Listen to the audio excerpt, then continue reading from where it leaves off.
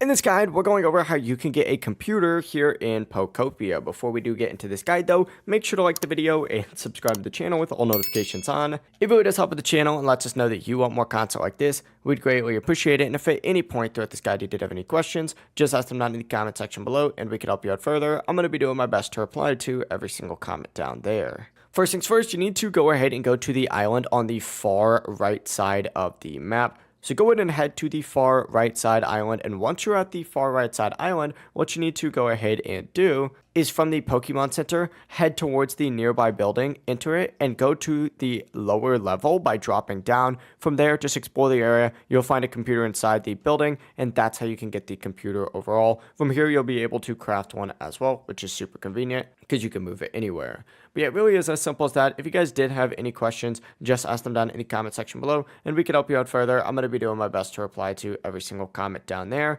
Before you do leave this guide though, make sure to like the video and subscribe to the channel with all notifications on. It really does help us out. Let us know that you want more content like this. Have a great rest of your day though. Peace.